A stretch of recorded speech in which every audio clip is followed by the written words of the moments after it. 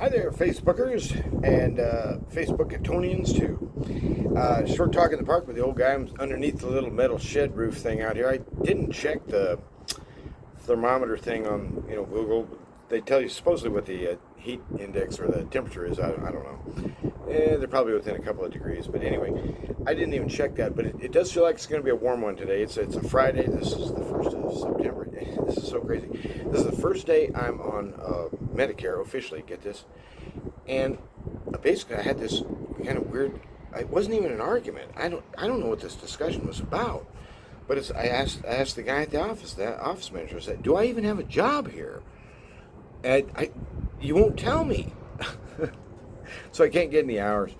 So yesterday, I went down, put down a couple of apps at some hotels for part-time maintenance because I thought, well, I'd still be working mornings at LCPG, so I'd listed as part-time.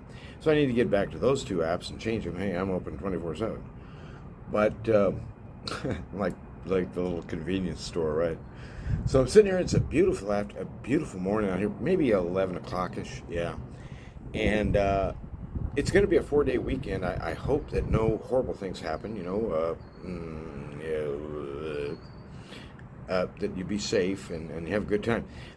This is really the last big summer getaway. The weather's nice, weather's fine. If you can get away, get away from the cities and go out and find a river somewhere or a lake or a desert even. Go to the beach somewhere. Get away from steel and concrete. Get away from all that racket. Turn off turn off this program right now. Turn off your phone. Just disconnect, man, and enjoy what real power feels like. The power of running water through a stream, or the power of the wind through the pines, or something. You think of it, okay?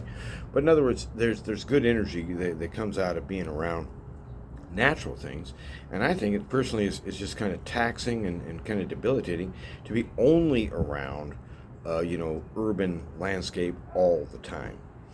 Anyway, that's why I think why people keep yards in their backyard, green, little bit of green grass, kind of a reminder or something. And anyway, plus it's supposed to keep the weeds down, which does okay. I I was just so surprised today, and I just thought, on the way into the work, I was praying. I said, "Well, Lord, I hope you can give me some work today. I really don't know what's going on here, and maybe we can get to the bottom of that." And we almost did, but not. Well, I said, "Look," on the way out, I said, "Look, I'm not quitting. I'm just going down the street to ask if Jason at Sun City needs help." Jason said, "Not right now. I'm not hiring." I said, "Give me a clue. Who's hiring?" He says, "Probably Kevin." And I've known Kevin Maddox since he was a little kid. And he's been the sole proprietor, I believe, now for quite a few years. His old dad, he was the guy that originally hired me down here in '85, I think it was. And yeah, that sounds right, '85. And anyway, Larry's passed on now, and Kev's been running the business for quite a while. And so I thought, well, I'll go see if that guy. Well, he's smart. He's taking a long weekend himself. He's off. I don't know if he's at a lake or whatever. I don't know what the guy does.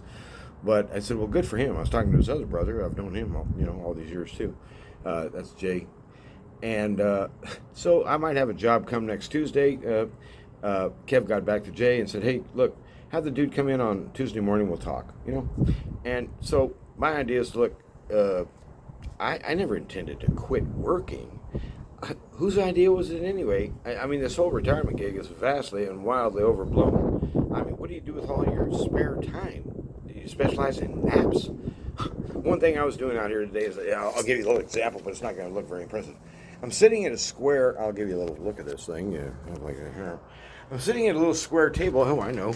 That looks remarkably like that, except it has someone sitting at it. And so, what I'm doing is I was just sitting here, and I can just extend my arms to the corners and just compress for about 6 or 8 seconds, just to do a little head count. And I thought, well, isometric exercises aren't necessarily the greatest, but I've got to do something for my upper body. I mean, I'm still walking some, probably not as much as I should, but that heat, I've just been hiding from it, to be honest with you.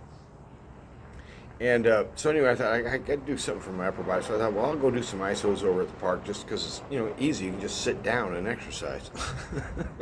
Talk about lazy.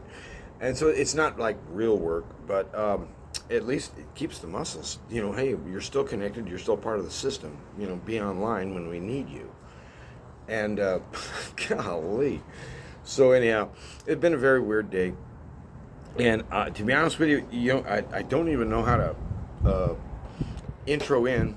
We know it's a short talk with an old guy at a park, right? So what old guys at the park talk about? The news, the scandals, the inside deals, the whatever. And what's going on now in what was the United States of America?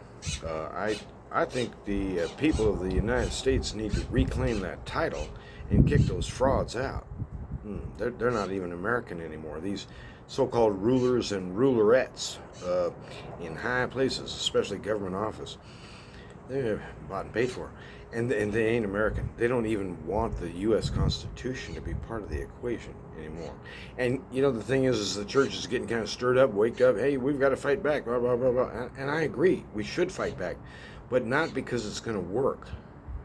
We should fight back because it's the right thing to do. Evil people are harming the poor, as they always do.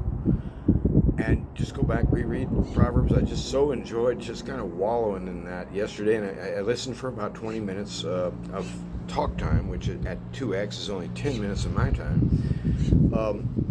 The Proverbs are sound stuff. It's like you can hear the voice of God speaking right through there. And boy, he's good at what he does.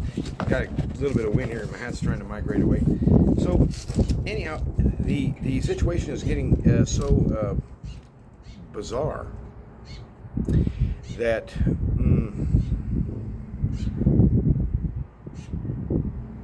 the government as it is must fall.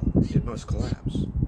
If not from interior rot and its own overweight, diseased imbalance, and that's being very charitable, by the way, then by divine judgment.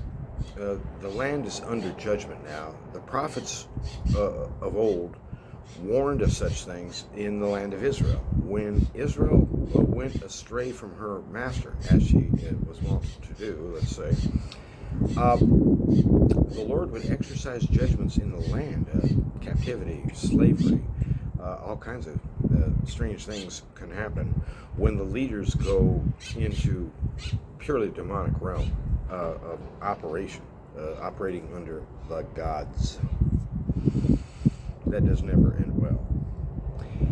And we've got that situation going on now. It's beyond sheer human stupidity. This is demonic here, about people being killed and rubbed out, and then they lie about the numbers, and then there's all this shenanigans going on, and something is rotten here. I'm an old guy, and I can't keep up with day by day all the stuff, all the news that's breaking out, and it would be like a full-time job. But see, that's the problem. What you want to do is you want to minimize your contact with the interweb, except for little old me, huh? Right? The problem is there's a loop sequence involved. If what I'm saying is true, then you ought to turn this off right now. Because essentially part of what this whole lattice work of evil is connecting to this time is we spoke about yesterday, and I got it wrong. Sorry, I said 1 out of 14. It more should be like 1 out of 17. I think the official world population right now is approaching 8.5 billion, I think. So my number 14 was wrong. And when you use 500 million as your denominator, or whatever it is, it comes out to 1 in 17. So that's a little more optimistic, isn't it? No, it's even worse. The chances of you surviving. Now, guess what's going to happen? For those who do survive, let's call them the lucky ones, the linkage is back to AI. They're going to directly implant into the neocortex. Thanks, Elon. Ugh. And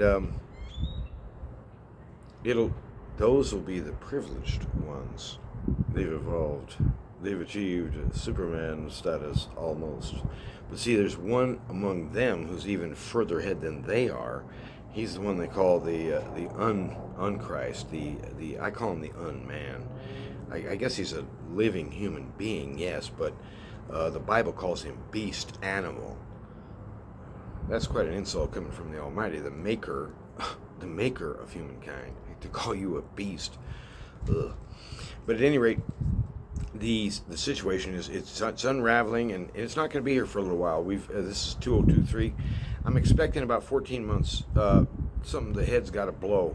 Somewhere fall of 25. Something goes off the rails bad, and who knows? I mean, we haven't seen food riots yet, but we are seeing just massive looting and chaos. These so-called immigrants that are being escorted across the border, right in front of Border Patrol. Ask Robert Kennedy. He was there. He saw it. This is going on in plain sight, and there is no outcry. It's like the little illustration I was trying to pass you the other day. But remember about the puddle? You throw a pebble. How big of a ring did it throw? How many waves were intersecting? How much trouble was it to release that information? But as time, that becomes more and more normal, more solid, more real. So the top of the puddle freezes over. When you throw another big rock out there, there is no splash at all. It hit ice. And by then, people aren't noticing anything at all. So right now, through sheer iteration of over and over, outrage after outrage, lie after lie, frauds, perverts, and cheats in high places. Well, what's happened is people are being dulled down. And so they can't hardly even remember that, wait a minute, things didn't used to be this way. And so there's a new normalization where we become what we call hardened. That's a Bible word too. Now the Bible word I think means strengthened also. So he hardened his heart. The Lord hardened his heart. A lot of people fall down right there and get all confused and twisted up and want to split splinters until they're dead or something. The way I see it is this. As a proverb, the man devises his way, or he plans his way as he goes, but it's the Lord who establishes his steps. So in other words, the sovereign king knows our history, pure and pure. In other words, you only had one history. On September 1st, the year 1982, you were somewhere else, but that other you was also the same you that's here today. So there's a continuity through time. And so that would throw forward. Also, there's apparently a future you, so to speak, already residing in that then. That's a weird idea. But in other words, he's the master of all. We confess what we would like, what our desire. We quiz ourselves, what is the moral, responsible thing to do? But beyond all that, he, so to speak, sees around corners. And he knows actually what's going to happen. And what's going to happen, he's described very poetically and in fantastic, symbologically profound truth in the Bible. He has stated what's going to happen. And, of course, there's all kinds of disputes right about there, isn't there? And the whole church just went off the rails 100 years ago on this issue. And I became a Christian, I was 1977, so I must have been, do the math, Mike. I was 19 that year, and terrible winter up there. Oh, gosh, it was horrible. In Alaska, Eielson Air Force Base, but it's not too far from Fairbanks, which is kind of smack in the middle of the state. Huge state, monster. But it sure was beautiful. But it appealed to me like a place, if you was a big-time hunter, especially, bow hunting or bird shooting or whatever, or fishing, it'd be practically, you'd be in paradise almost. But I didn't care for it much. I'm a city boy. And it was just this weird, huge place. But, overall, the Alaskan people, they were good. I enjoyed them. I think we're getting off the track, aren't we? I just kind of wanted to visit with you. Something just seems so ironic to me. The first day I'm on Medicare, I'm out of work. So I have no intention of retiring. That was, in other words, retiring wasn't the point of getting Social Security benefits. I was wanting to work and let those guys pay me too. Why not? I'm old enough.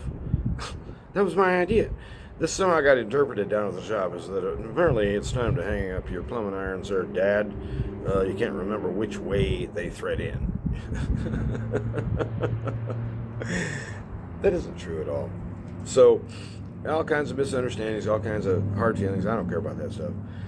I'm just going to go find me a job. I think, I've been working since I was 15. What is that, 50 years? I think I've been unemployed like 2.5 weeks total or something like that. So it's going to be a long weekend. I'm not going to spend a lot of time looking for work over the weekend. It's Labor Day, man. Hey, my day. It's amazing how they named a day after me. And I didn't even know. Surprise!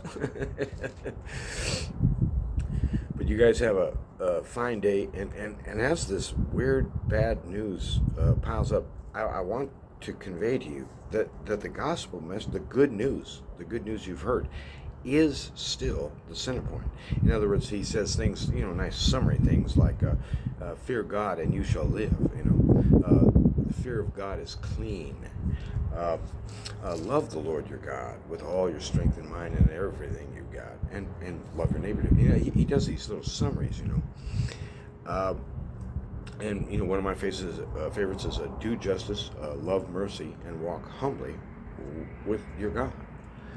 In the New Testament, he says, let he who names the name of Yahweh depart from iniquity, and Yahweh knows his own.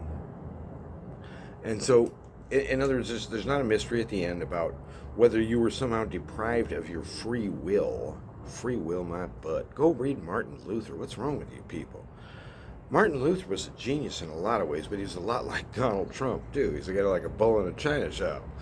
And he wasn't, to say, the most delicately mannered person ever. And he loved rowdy-ass, dirty jokes. And he had a beer and a wife and stuff. He was a good guy.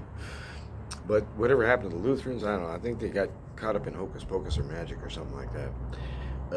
I don't want to know. Now the answer is that it's clean. He's the one in the ups and the downs of this world, and as things get worse and spiral in, we need to preach the news to all creatures. But the first creature you preach it to is called me. I need to hear the good news. I need a little bit of encouragement from time to time. I don't want to be just thinking, man, things are just going to hell and that's it. Nah, that ain't right.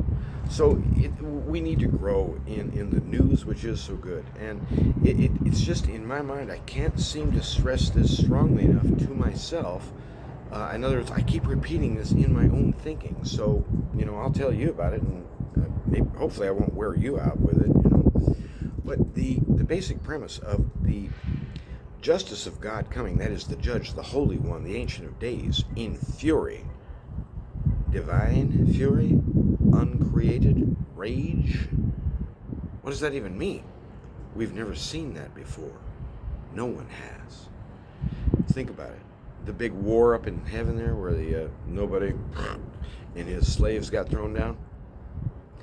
Guess what? God didn't lift a finger. He said, hey, Michael, to you, the archangel, get that bum out of here. He never stood up off his throne. This time the king stands up and he's armed. Uh-oh. This is new. No one's ever seen a thing like that before. What do we even mean by divine, infinite, uncreated rage? Who in their right mind would want to be facing that down? I mean, how stupid do you got to be to think that a mere creature could, under any circumstances, ever overpower his maker? That's insane. It's the height of insanity, and so evil is insane. It's insanely wrong too. It's insanely unfair. It's insanely rebellious against nothing. It's rebellion for rebellion's sake. The enemy is badly delusional. He's insane, stark, raving, mad. And that's one of the reasons you can't talk with him and you can't negotiate with him. We rebuke the enemy in the name of Jesus and drive them back. Jesus Christ is still capturing territory right now. He's spreading his kingdom whether you like it or not. You didn't get some kind of rest period which says, oh, by the way, now that things are getting scary, you guys can bug out and you don't have to worry about doing any of that Christian stuff anymore. No, it's here in the pressure, in the dark, just like in the early Roman days, remember?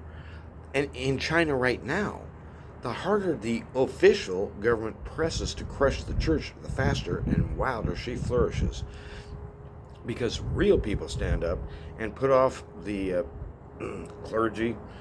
You know, these guys, these namby-pambies here who won't say a word ever about political stuff because of my 501c3 status. That's what you're about. Choose your reward. I choose Jesus. He's the best choice. And you know what? When he chooses you and he calls you, it was nothing I did. I fought him on it. I fought him for years, even after being a Christian. I kept telling him, you got the wrong damn gringo. Move on. You're looking for righteous people, man. Get out of here. For some reason he refused to listen. And I'm so awfully glad he did. He's the best. He's better than the best. That's all. And he's so wise. He's the bold leader ahead of us. He's the lion at your side. I will fear no evil. I will fear no man nor devil. I fear Yahweh. He rules. God be blessed. You guys have a good day, because Jesus is the only one who could deal with that. I mean, that fury. And that's exactly what he did at Calvary. See, now bring in your